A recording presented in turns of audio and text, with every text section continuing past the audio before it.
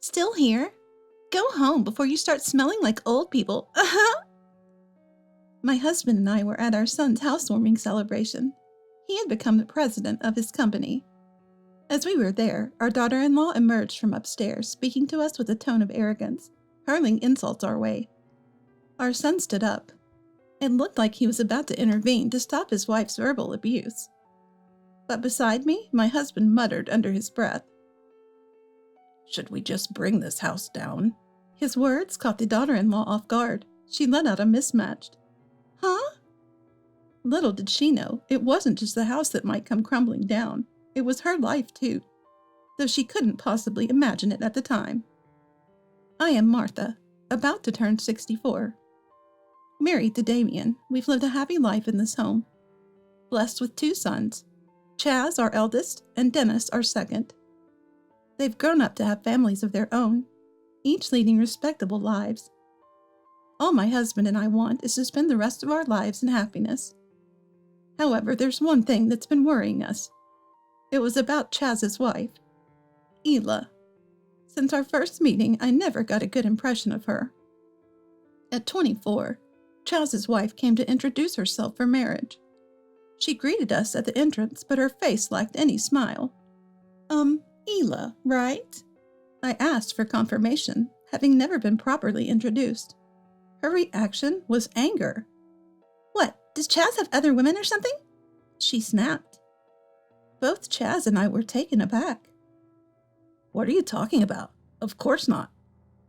Chaz hurried to clarify to her. "Then why the need to confirm my name?" Her temper flared, and they started to argue right there in the entrance hall. "I'm sorry. It's my fault for saying something unnecessary." I intervened, flustered, trying to stop their fight. Though I thought their young age might be a factor in her lack of common sense, I hoped that in time, as they settled into marriage, this would all become a laughing matter.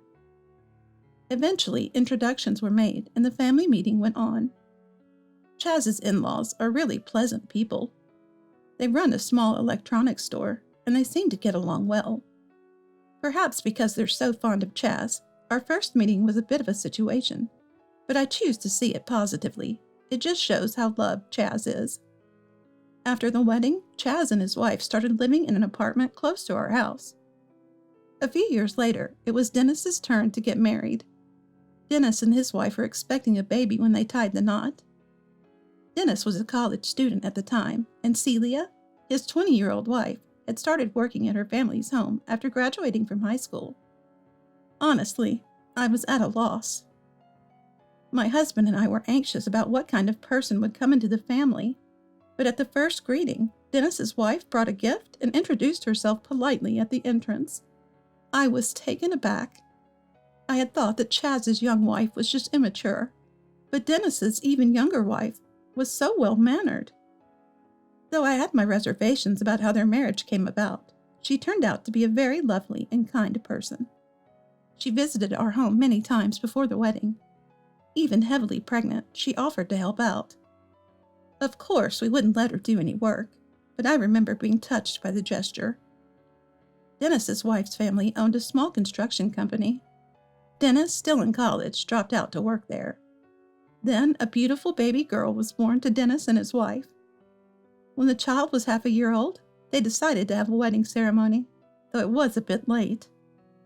Of course, Chaz and his wife attended, but Chaz's wife had a sour expression all day. Even though she was family, she just played with her mobile phone and didn't get up from her seat. Both my husband and I wanted to speak to her, but her demeanor screamed, "Do not approach."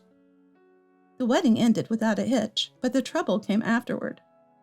Since they had a small child, they decided not to have a reception. So I suggested, why don't we have a small get-together at our place? Dennis and his wife were delighted, and we prepared some snacks and hors d'oeuvres, inviting Chaz and his wife to our home. That's when the incident happened. "It was a beautiful wedding. Celia looked gorgeous," Chaz said. Naturally, his compliment lightened the mood. But it was Chaz's wife who shattered the convivial atmosphere. "What are you talking about? Who looked gorgeous? Are you cheating?" she accused as she lunged at Chaz. We were all stunned by her unilateral outburst, but I quickly intervened. Ela, calm down. Chaz didn't mean it like that. But that was a mistake. Chaz's wife turned her ire towards me, glaring as she shouted, "What kind of parenting results in such a philanderer? Maybe it's your fault." Then she turned on me. "Ela, calm down. Ela, please stop. Enough is enough." With that, the kids and my husband restrained Chaz's wife. I told Dennis's wife to take the baby to safety, and then they left the room. Watching Chaz's wife heaving with excitement, I was certain of one thing. She must hate all of us, or rather everyone associated with Chaz. For better or worse, Chaz is all she sees. We concluded that it was best for Chaz and us to maintain some distance from him and his wife. That was our decision, and that's what we've done, maintaining only minimal contact. After that incident, I suggested to Chaz, maybe it's time to consider divorce. But he told me, "I thought the same, but when I brought it up, Ela burst into tears and apologized." After their apologies to us, my husband and I decided to let them handle their issues on their own. Despite everything, Chaz and his wife celebrated their 15th wedding anniversary. They didn't have kids, so we rarely saw each other, but we all preferred it to facing trouble. My husband and I thought it best to just let things be. Then one day, Chaz called. His side project, a game development, was taking off, and he decided to go into business full-time. In other words, Chad was going to be a CEO. He was developing an app game and didn't need a big office, so he planned to hire a few employees to work remotely. He needed a conference room and a workspace at home, so he was planning to build a new house equipped with those. My husband and I were thrilled that Chaz could turn his passion into a career and was looking to the future. A few months later, a mansion was completed. The Dennis family and we were invited to a housewarming. It had been years since we last saw Chaz's wife. Yet there she was, all grown up, a full-fledged adult. No way the past would repeat itself, we thought. With that hope, we brought along a celebratory gift to Chaz's house. "Hello, thanks for having us." I rang the doorbell, and Chaz came out to greet us. With that greeting, we were invited inside his home. Chaz welcomed us, saying, "Here's the conference room. This is the workspace, and that's the living area. Everything's secure with locks," guiding me through the house to the living room. "Wow, this is lovely," I remarked, looking around. My husband and the Dennis family followed behind, smiling. The living room was prepared for a meal, but Chaz's wife was nowhere to be seen. "Where's Ela?" I asked. But Chaz avoided discussing her. In the end, we started the meal without her, and both my husband and Dennis handed their housewarming gifts to Chaz. "You didn't have to go through all this trouble," Chaz said, embarrassed yet grateful, accepting the gifts with thanks, following Dennis's assurance that it was for a celebration. Dennis's family had grown by one since that time, the oldest now in elementary school. The youngest is still 2. Both are dazzled by the new home. It was during these happy moments. A noise came from upstairs, followed by the pitter-patter of footsteps and the sound of someone coming down the stairs. "Is that you, Ela?" I called out to Chaz, but Chaz didn't respond. Then, as she walked into the living room, she frowned upon seeing us. "Ela, hello, long time no see. Sorry for intruding," I greeted her. Yet she remained surly, and then she said to us, "You're still here? The old people smell is going to linger. Leave already. The atmosphere, once cordial, turned icy. "Hey, Ela, that's out of line," Chaz scolded his wife. But his wife didn't seem inclined to accept the rebuke. "But it's true. This brand new house is getting tainted because of them. I told you not to invite them. You get that? You're a president now. We don't live in the same world as these old fogies who can't retire or the average Joes who dropped out of college and got married because of pregnancy." Dennis's family and I were lost for words. Even the grandchildren in elementary school were stunned. I made excuses for her, blaming it on youth or her love for Chaz, but I was wrong. She lacked something fundamental as a person: warmth and kindness towards others. She loved not Chaz, but herself the most, and her status as a president's wife was paramount. I was furious. I couldn't stay silent. Right as I was about to retort, my husband, who'd been listening to Chaz and his wife's quarrel, let out a sigh. He's usually so calm and kind-hearted. It was then that he spoke. "Shall we just tear this house down?" At my husband's words, Dennis's family, I, and even Chaz looked at him in shock. No one could believe those words came from him. Amidst this, only Chaz's wife let out an off-key. "Huh? Damien, do you even understand what you're saying?" she asked. "Of course. This house that I designed and Dennis built might as well not exist," my husband replied. "What?" Chaz's wife, petrified. "A house designed by an old man and built by less than ordinary people is unacceptable for the president's wife, Ela. Since we live in different worlds, maybe you should just move out," he said calmly, which somehow felt more intimidating. Acknowledging that we knew the full story, none of us interfered with the conversation between my husband and Chaz's wife. "What do you mean by that?" Chaz's wife started to tremble at his words, and with a look of fear, she glared at Chaz. Noticing her stare, Chaz sighed and said to his wife, "It's exactly what it sounds like. This house was designed by my dad, a first-class architect, and it was built by Celia's family's construction company, with Dennis as the foreman. I might have the title of president, but I'm still without significant wealth or fame. I owe it to my family that I could own such a fine house. In fact, it's me, or rather us, who are the most ordinary here. No less than ordinary." Chaz's wife turned pale upon hearing this. She must not have known. But even if she hadn't heard, didn't she ever wonder? It's impossible for such a magnificent house to be built on Chaz's income and savings alone. My husband didn't charge for the design, and Dennis's family's construction business, run by his wife's parents, probably didn't make much profit. They cooperated, because we were family and couldn't go against Dennis's wife's parents' goodwill. Yet here was Chaz's wife acting all high and mighty because of her husband's status. Who did she think she was? We're less than ordinary? As if in disbelief, Chaz's wife echoed his words. Despair was evident on her face. Indeed, as she mentioned, my husband continued to work beyond retirement because the company wanted him for his experience as a top-class architect. Dennis was being groomed as the next boss at his wife's family's business. He was well treated by both the staff and the long-standing business partners, working hard for the company, though not yet in the president's position. "That's right. In this crowd, I'm at the bottom. A wife so mistaken to disdain others and act superior is even lower than that," Chaz said, laughing at the sight of his wife, pale and on the verge of tears. Dennis couldn't help but laugh too, though the atmosphere was far from pleasant. Dennis's wife, quick to pick up on the mood, took the grandchildren out to the nearby convenience store. She was truly observant and considerate. "If you understand now, apologize to Dad, Mom, and Dennis." Chaz stopped laughing and yelled at his wife. "What do you mean? Am I really that bad?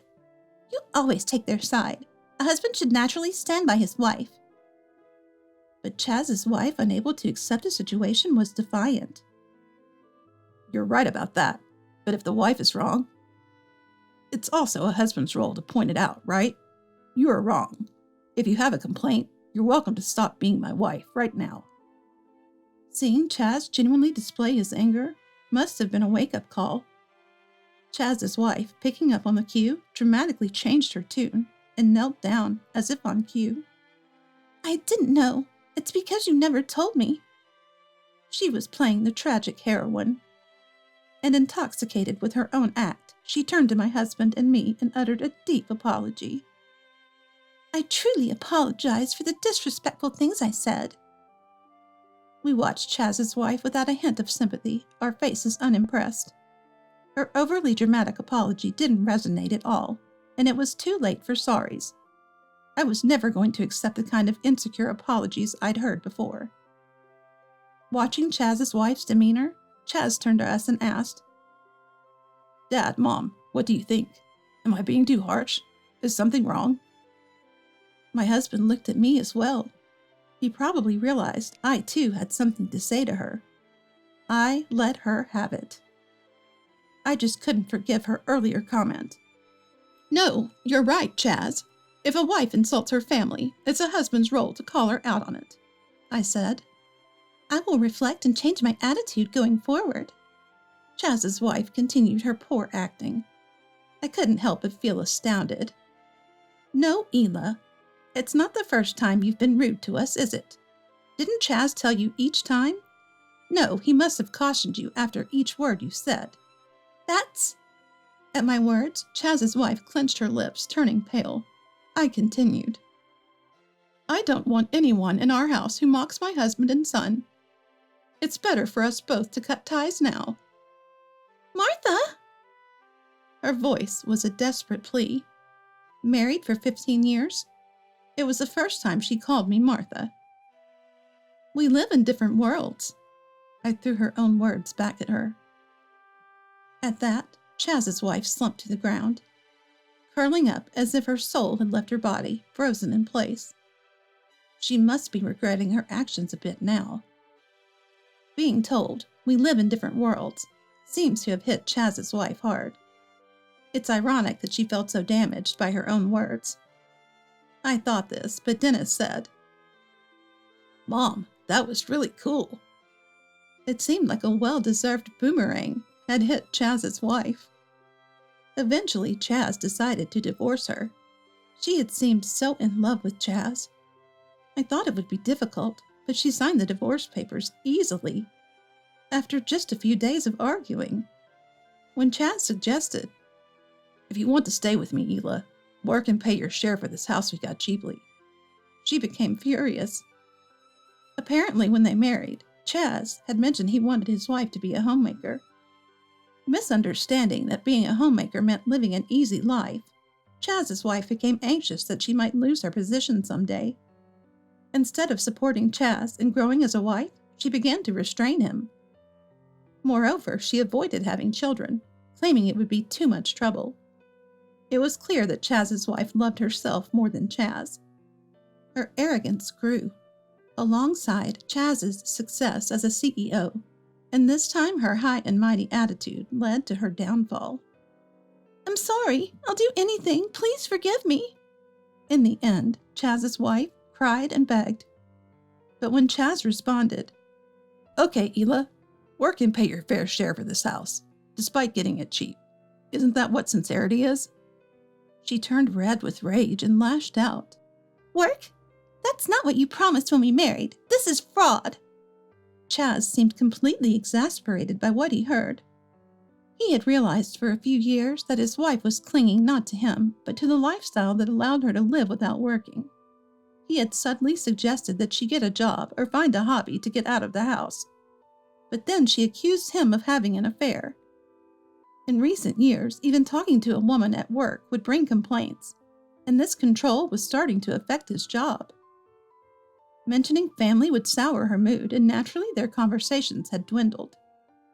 He regretted letting her have her way for 15 years, but he could only be glad he had realized the truth now. There was still a lot of life ahead. Chaz could restart his life anytime he chose. After getting booted by Chaz, Ela grudgingly went back to her childhood home. Startled by the news, Ela's parents immediately got in touch with Chaz to hear his side of the story. It was then they first got wind of what had happened. Being sensible folks, they didn't take kindly to their daughter's misconduct. Once they learned about the offense to us, they brought Ela along with some sweets to offer as an apology to our doorstep to make things right. "There, apologize," they demanded in front of us. "No, it's quite all right. An apology won't undo the divorce," my husband responded. "Of course," her parents agreed. "We can't ask you to accept a daughter who has shown such disrespect to a wonderful family. We will re-educate her properly. We apologize for any trouble she has caused." "We were unaware and are truly sorry," they said with deep apologies. Watching her parents, Ela seemed to squirm in discomfort. Her folks, incensed by her reluctant demeanor, insisted she apologize, practically dragging the words out of her. It felt like a schoolchild being made to say sorry. But she wasn't a schoolchild. She was an adult woman, divorced and back home. The thought of her elderly parents apologizing for her actions was heart-wrenchingly pitiful. "Please, really, it's fine. Raise your heads," I said, showing concern for Chaz's wife's parents. After the fallout, Ela found herself barred from her parents' home and was obliged to sign a lease for an apartment in the neighborhood. She's working now, paying her own rent. Dennis's wife reportedly saw Ela working at the supermarket. It seemed she was being scolded by a student with a part-time job. Ela, with little work experience to her name, being reprimanded by someone younger, a part-time student no less, might just be the medicine she needed. From now on, under the watchful eyes of her parents, she'll lead a life without causing trouble to others. It's a far cry from the freedom she once knew, but even this restrictive life is a blessing in itself. Ela, who never realized her happiness and looked down on others, until she can appreciate her current situation, a bit of hardship and strictness may be necessary.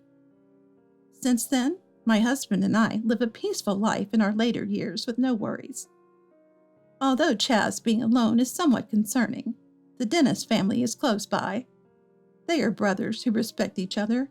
In times of need, they'll support one another. Chaz's business seems to be doing well, too.